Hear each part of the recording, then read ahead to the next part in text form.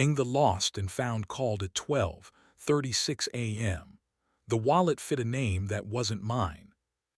I'm not jealous of bodies, I'm jealous of claims.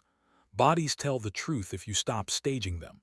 Claims decide which truth gets to arrive. At 12:36 a.m., the desk at the Harbor and Finch called with the bright politeness hotels practice in emergencies and errors. "We have a wallet turned in from the mezzanine," the voice said. "Membership card, 2 tickets, a note with a first name. The profile matches your address." The woman paused the way people do when they've been trained to introduce a knife kindly. "The wallet says Theo. The note says see you upstairs. Do you want it held?" I said yes because my mouth finds verbs faster than my dignity. 10 minutes later, the elevator's mirrored eye rehearsed me into a version of myself with good posture and worse plans. The envelope at the desk had our surname in a font that looked like it had learned manners in better rooms. Inside, Theo's wallet sat on a bed of apologies. The membership card he swore he'd canceled, 2 tickets to a midnight set on the roof, the folded square of a note with the kind of letter a man thinks is a disguise. Theo had texted at 10:41, "Board wants one more drink. Don't wait up." He handles donors the way a bartender handles ice competently, pretending not to mind the cold. At 7:05, I'd filmed the coffee rising because ritual is cheaper than religion and keeps better hours. I captioned it here. He reacted with the thumbs up he keeps for evenings that plan to rename themselves. The hotel kept its promises. So did my feet. I pressed the elevator to 19 and let the numbers climb the way breath does when a body is trying to become a better animal. The rooftop was a wind-inventing stage. Heat lamps rehearsed their halos. The quartet had finished their last lie, and a DJ had started telling a different one. I saw Theo near the rail with a glass and a posture I know. The exact distance a man keeps between himself and his better decision. Behind him, a figure I recognized by grammar, Aiden, intimacy's patron saint, the director who corrects jaw lines in the name of an audience's breath. He said something into Theo's ear that made the shoulder under my mouth from earlier try to defend itself. I didn't storm, I collected. I held up the wallet like a prop that had applied for a job it wasn't qualified to keep. Theo's face did the honest thing. It didn't pretend surprise. He took the wallet and the note and pocketed both with different kinds of care. Aiden, to his credit, did not step back. He stepped sideways so the wind didn't have to choose a favorite. "I was coming down," Theo said, "to look for that." The night wandered into nouns it didn't own.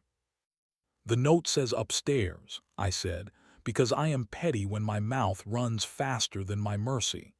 "It has a letter for a face."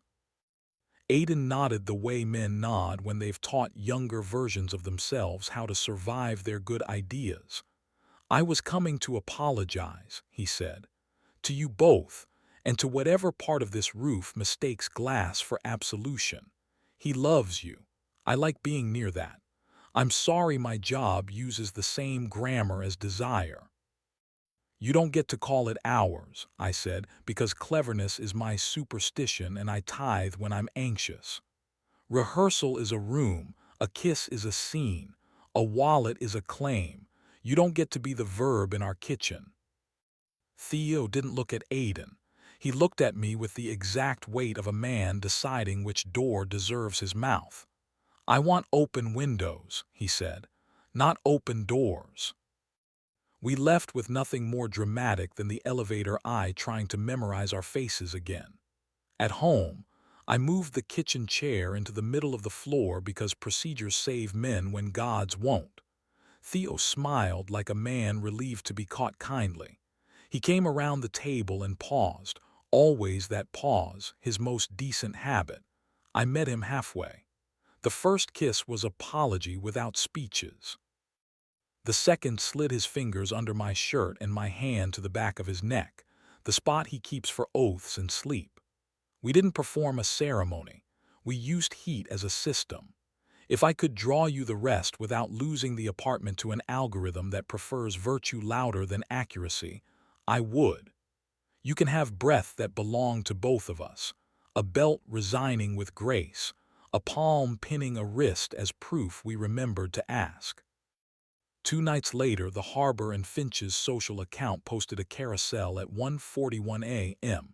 Hansel light on the mirrored hallway, 4 bodies if you count reflections. Theo washing his hands, head down. Aiden behind him, tie undone. A stranger passing like a rumor. Me in the doorway because whoever posted had tagged my name. The caption said boys being brave. Comments did what comments do. I typed nothing. I turned the phone face down. I put the chair in the middle of the kitchen and sat until I could laugh. Theo came home and handed me his phone without instructions. Delete or archive, he said. I don't want new grammar. You don't need me to erase your verbs, I said. He rested his forehead to mine like a paperweight on a better draft. A week later, the email arrived with fonts that have never had to apologize to a kitchen. Residency, 7 days, quiet rooms, kind windows. Theo forwarded the PDF with every map attached, which is how you know a man has learned where courage keeps its receipts. I want to go without disappearing, he wrote. I'll send pages, not alibis. When I get back, ask me what I wrote before what I did. I taped 2 lines under the rubber orange magnet because props still save us when God is off shift. Addresses in the open. A good night here voice note every day. He added a third in his careful mess. If an I can't is coming, it happens where both of us are. Night 1, wind and a sentence I decided to believe. Today the table forgave me. Night 3, nothing, and my thumb became the worst teenager in the world. I opened the hotel's inbox out of superstition and saw nothing useful, only the algorithm rerunning last week's apology. I moved the chair instead. At 8:12, he called with a voice that made the kettle think there might be a god. I almost kissed a window, he said. It didn't know your name. I closed the blinds. He returned with a suitcase that didn't slam and 2 pages he treated like animals. They're not good, he said. They're mine, I said, and we performed our small religion. Paper, kettle, a room that knows it isn't a lobby. He slid his hands under my shirt from behind, slower than contrition, faster than nostalgia. Here, he said into the bend of my neck, which is the only word left that has never demanded witnesses. We tried boring. We failed gracefully. We tried again. Aiden learned to stand at the back of the house with his arms crossed like a man paying the bill he owes himself. He clapped exactly once after the kiss on preview night. He didn't text. Neither did we. The envelope cooled in the drawer by the radiator with the other relics that taught us how to read nights for what they actually said. One more test. The world is thorough when it thinks you've studied. At 12:06 a.m., the front desk left a voicemail with the professionalism of a violin bow.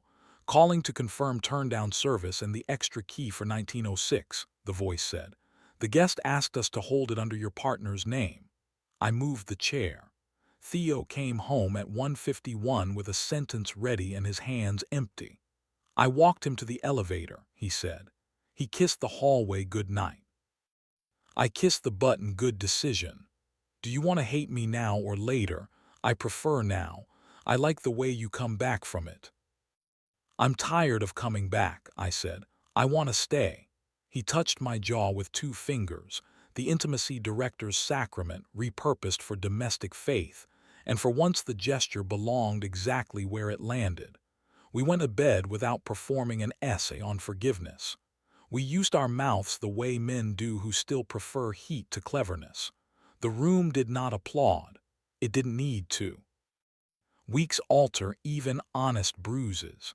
The concierge still pronounces our names correctly. The rooftop still believes the river knows how to forgive. The wallet lives in the drawer with the other misdelivered corrections.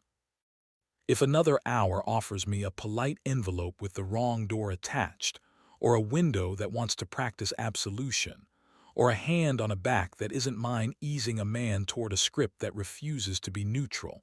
I hope I remember the handful of humiliating, useful acts that got us through this one. Put water on.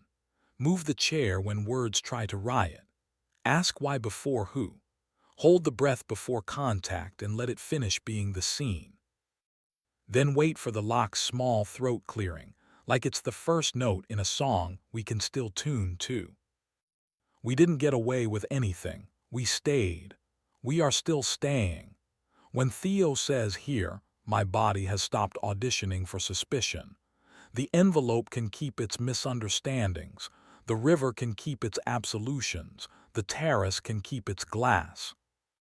We'll keep being the address, or, on the nights we can't, we'll be the map that admits its misprints and still shows the way back. Past the lobby that thinks it's a verb, past the elevator eye that loves its own memory, into a kitchen where a chair knows what it's for, a kettle sings at 7:05, and two hands that have done worse learn again how to touch without asking the night to edit.